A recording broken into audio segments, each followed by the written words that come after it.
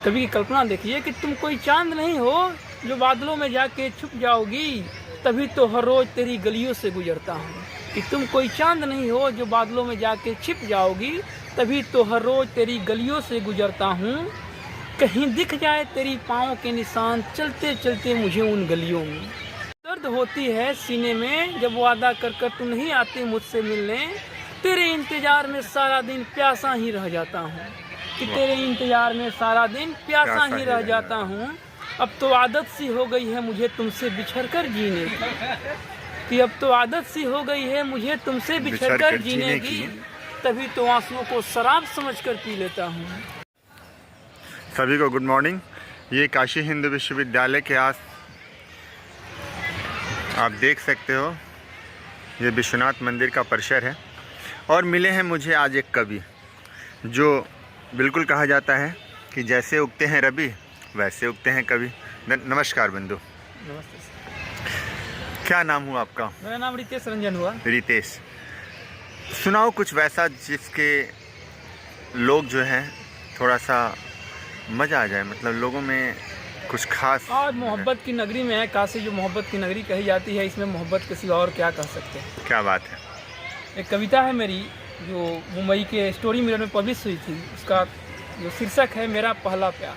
अच्छा। एक कवि का अपना जो पहला प्यार होता है, कवि तो पूरे इमेजिनेशन में ही अपनी ज़िंदगी को गुजार देता है। वो जो कल्पना क्या होती है, कविता की क्लेवर होती है, क्योंकि कल्पना में ही कवि की सारी ज़िंदगी उथल पुथल करती रहती है। कवि क्या कहता है कि तेरे जिस्म से ज़्यादा तेरी रूह को चाहता हूँ। कि तेरे जिस्म से ज़्यादा तेरी रूह को चाहता हूँ, मैं इश्क नहीं पर बेवफाई से डरता हूँ। कि तेरे जिस्म से ज़्यादा तेरी रूह को चाहता हूँ, मैं इश्क नहीं पर तेरी बेवफाई से डरता हूँ। हर कोई ढूंढ लेता है अपनों को अपनी दुनिया में, हर कोई ढूंढ लेता है अपनों को अपनी दुनिया में। मैं तो तुम्हें अब अपने सपनों में ढूंढता हूँ, मैं तो तुम्हें अब अपने सपनों में ढूंढता हूँ। तुम कोई चांद नहीं हो कि बादलों में जाकर छिप जाओगी। कभी की कल्पना देखिए कि तुम कोई चांद नहीं हो जो बादलों में जाके छुप जाओगी, तभी तो हर रोज़ तेरी गलियों से गुजरता हूँ। कि तुम कोई चांद नहीं हो जो बादलों में जाके छिप जाओगी, तभी तो हर रोज़ तेरी गलियों से गुजरता हूँ। कहीं दिख जाए तेरी पाँव के निशान चलते चलते मुझे उन गलियों में। कि कहीं दिख जाए तेरी पाँव के निशान चलते चलते उन गलियों में, जिसे तुम्हारी तस्वीर समझकर छूना चाहता हूँ। कि जिसे तुम्हारी तस्वीर समझकर छूना चाहता हूँ। पहले मुझे आदत थी बेपरवाह समंदर में तैरने की। जब इश्क होता है, लोग नॉर्थ ईस्ट से लेकर साउथ ईस्ट से लेकर आसमान से लेकर ज़मीन एक कर देते हैं। ना उनके लिए कोई बाधा रहती है, ना उनके लिए अनट्रेवल वे को ट्रेवल में तब्दील कर देते हैं। कि कहीं दिख जाए तेरी पाँव के निशान चलते चलते उन गलियों में, जिसे तुम्हारी तस्वीर समझकर छूना चाहता हूँ। पहले तो मुझे आदत थी बेपरवाह समंदर में तैरने की, अब तो झील के पास भी जाने से डरता हूँ। जब कवि का दिल टूट जाता है तो झील के पास भी बैठने से डरता है। कहीं डूब ना जाए ये ज़िंदगी कंकरों की तरह जाकर उसमें। जब क्योंकि उस कवि का अब दिल टूट चुका है, तो कहता है कि मैं समंदर में तो तैरता था जब तुमसे मोहब्बत थी, अब तो झील के पास भी जाने से मुझे डर लगती है, कहीं उसमें ही जाकर ना डूब जाऊं। कहीं डूब ना जाए ये ज़िंदगी कंकरों की तरह जाकर उनमें, जिनके खातिर हर रोज़ किनारों पे आके बैठता हूँ। मुझे प्यार हर दिन किसी अजनबी से हो जाता है। मुझे प्यार हर दिन किसी अजनबी से हो जाता है, पर क्या करूँ इजहार तुम ही से मिलकर करता हूँ। पर इजहार तुम ही से मिलकर करता हूँ। मैं कभी जुदाई से नहीं डरता इश्क की सफ़र में। मैं कभी जुदाई से नहीं डरता इश्क की सफ़र में। मैं तो लड़कियों के सिर्फ बेवफाई से डरता हूँ। मैं तो लड़कियों के सिर्फ बेवफाई से डरता हूँ।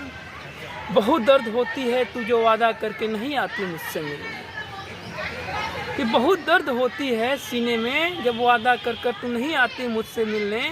तेरे इंतज़ार में सारा दिन प्यासा ही रह जाता हूँ। कि तेरे इंतज़ार में सारा दिन प्यासा ही रह जाता हूँ। अब तो आदत सी हो गई है मुझे तुमसे बिछड़कर जीने की। कि अब तो आदत सी हो गई है मुझे तुमसे बिछड़कर जीने की, तभी तो आंसुओं को शराब समझकर पी लेता हूँ। कि तभी तो आंसुओं को शराब समझकर पी लेता हूँ।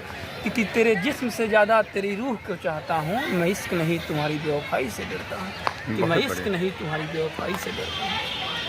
बताएंगे इसके पीछे का कुछ फ़लसफ़ा? इसके पीछे की फ़लसफ़ा है कि मैं अचानक, ये यूनिवर्सिटी है, एक घर परिवार है, इसमें अचानक मैं निकल रहा था क्लास करके इंग्लिश साहित्य में भी, वो भी रोमांटिक एज का, और अचानक कुछ घट गया, घटनाएं ऐसी घटी कि मैंने अपने शब्दों को पिरो दिया, मोहब्बत की पेज पर अपनी भावनाओं से एक नया रूपरेखा तैयार कर दिया। बहुत बहुत। और मैंने अच्छा। इसे कविता का रूपरेखा देखकर मैंने मुंबई के जो स्टोरी मिरर है उसमें अपने नाम को अर्जित किया, और 40,000 लोगों ने पढ़ा था 15 दिन के अंदर इस कविता को। क्या बात है, बहुत सही, धन्यवाद बंधु।